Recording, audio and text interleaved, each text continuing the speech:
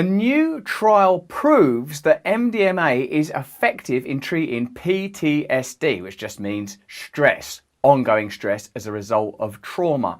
How does this new discovery affect the way that we treat mental health conditions in general? And will the pharmaceutical industry allow these breakthroughs out into society where they could potentially diminish their profits? A new study published in Nature Medicine shows that for people suffering with severe PTSD, the benefit of talk therapy could be greatly improved with an unlikely drug, MDMA, popularly known as ecstasy. It's weird that when that drug, MDMA, ecstasy, entered the culture, it created this sort of state of euphoria. And with a more open mind towards drugs, a more sensible attitude, i.e. beyond recreation and into medication, into solutions and into how our psyches could benefit from them, you can see that it potentially could, through therapeutic use, alter our psychic state positively. They found that MDMA acts as a central nervous system stimulant, increasing chemicals like serotonin and oxytocin in the brain, often called happy or love chemicals, while also decreasing activity in the amygdala, the part of the brain that processes fear. I like it when people break down neurological function in a way that's easy for us to understand. In this article it says that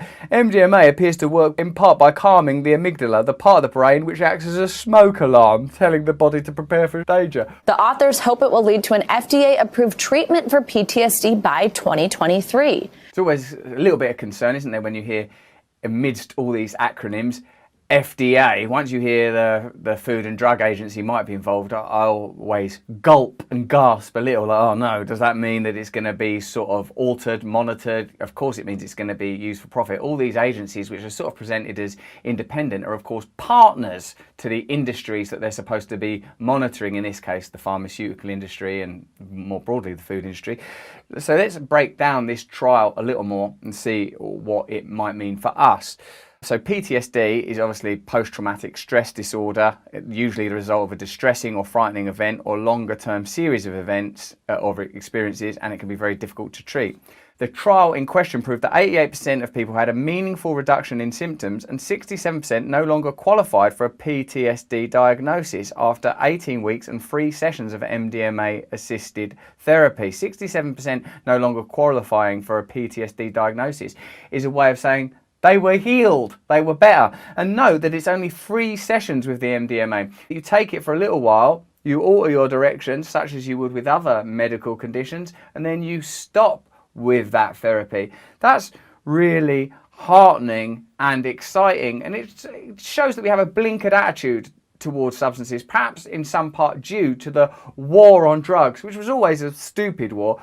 We must wage what I have called total war against public enemy number 1 in the United States, the problem of dangerous drugs. Dear old Richard Nixon, we must wage what I have called total war on public enemy number 1. He's really pleased with his little phrase. He wants to remind you, even while he's being president on the television, that he was the person that came up with that phrase. Well, that drug war, well done. You've killed thousands and thousands, hundreds of thousands of people. Even as recently as the last 5-10 years, the opioid crisis in America has killed, I think, 800,000 people. It's a very, very irresponsible, stupid attitude to have towards really what's could be regarded as people treating their own mental illnesses. And speaking from a position of some authority on that matter, I now recognise that my own drug use was an attempt to do what these trials are doing. Hold on a minute, my amygdala's kicking off, the smoke alarm just won't shut up. Beep, beep, beep, beep, beep. Really, when you regard these matters as medical and health issues as opposed to criminal judicial, it opens up all sorts of solutions. Unless, of course, what you want to do is bang people up in prison because the jails are privatised, and it also creates all sorts of free or cheap labour. You know what I mean? So it's an interesting lens to regard culture through the drug war, because it shows who's the enemy. Scott Ostrom is a Marine veteran. He served 4 years and suffered from PTSD since his second deployment in Iraq in 2007.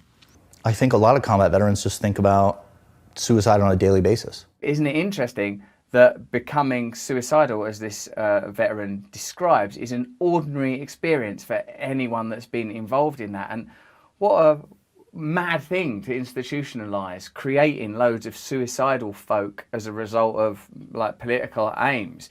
It shows really that our faith-based systems such as nation and the kind of complexes that build up around nation and commerce, specifically military industrial complex, have as collateral damage, not to mention the kind of collateral damage seen abroad, the well-being of the people required to participate in those wars. He had debilitating nightmares. I was afraid, you know? I was afraid and I was really angry. I feel ridiculous talking about my own mental health when contrasting it with people that have been through such obvious and recognizable trauma as a war veteran. But as a person with mental health issues and in recovery from addiction, those kind of thoughts are present with me relatively frequently. As a father and a family man and as a person in recovery, I do have support and systems for dealing with them, but like I can only imagine what people that are, you know, combat veterans are going through, because me, with the trauma of just a life as an ordinary citizen, those kind of ideas are you know, still present with me.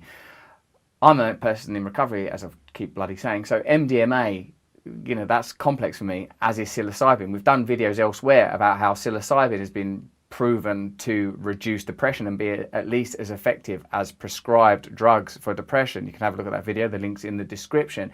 And here, this is another substance that could be beneficial in a controlled, therapeutic way. Many of you, I suppose, will be questioning this. If the mainstream media are talking about it, if the FDA are approving it, what does that mean? Well, it means it's likely to, on some level, be profitable.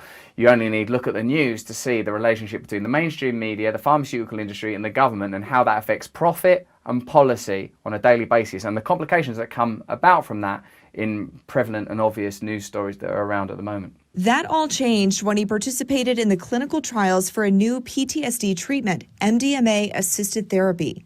It was the catalyst for me to actually like start living again. It's amazing what this medicine has the potential to do. It's really incredible. I suppose one very positive thing that's coming from this news story is we're addressing mental health in a potentially different way, but I suppose also we have to recognise that it always has to go through the filter of media, the filter of commerce, the filter of commodification. And we don't address that, you know, wars and modern life are causing mental health disorders. That's not to make a moral evaluation on those things, although it seems pretty obvious that wars and many aspects of modern civilization are kind of causing problems.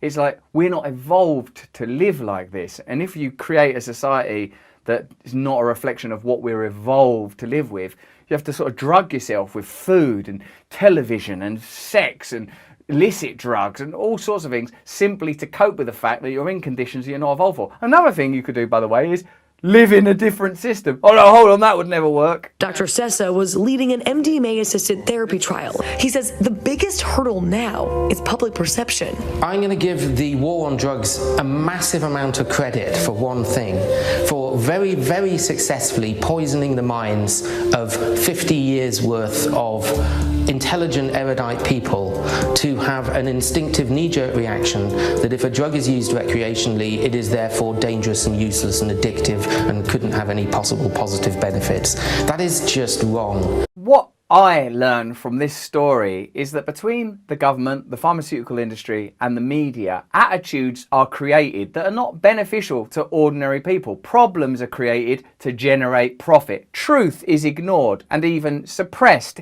in order to continue to create profit. And the well-being and welfare of ordinary people is seldom a priority when it comes to making policy.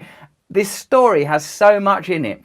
The upshot is that MDMA responsibly used could be good for mental health. That seems to be scientifically proven. Governments are slow to respond to truth. Media carry false narratives forward in order to continue to repress truth and benefit certain institutions. And I suppose more than ever, we see again and again that if you want to understand reality, you have to draw information from a variety of sources, do your own research, stay awake and open, and don't trust the media. And just because, you know, like the people in positions of authority say something is bad for you, that don't necessarily make it so. And just because they say something's good for you, that don't necessarily make it so. Another story that demonstrates that many of the pillars that make up our establishment are determined to send us backwards instead of allowing us to progress. MDMA was already being researched as a potential mental health health solution long before it was a recreational drug. That's how it leaked out into the world and the marketplace. If we had an aware, awake, progressive culture that looked upon our welfare as its priority, when these kind of discoveries were made, they would be responsibly released.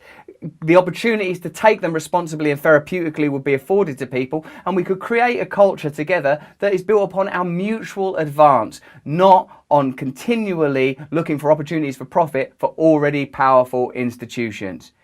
If you like this video, please press like, put some comments below, we read them. If you want to see me having hour-long conversations with deep and clever people, go over to Luminary and get my podcast, Under the Skin. It's available on Apple. Also there, I do meditation videos once a week, so you don't need to take MDMA illegally. You can start to deal with your psyche responsibly right away. Also my side channel, Awakening. There are free videos every single week, 3 times a week, on meditation, breath work, important and innovative thinkers in the space of well-being. Also have a look at my Our Little Lives Shakespeare video. There's a link in the description for that too. Sign up to my mailing list and then I can keep you informed with everything without doing these long spiels at the end of every single video. Thanks for watching.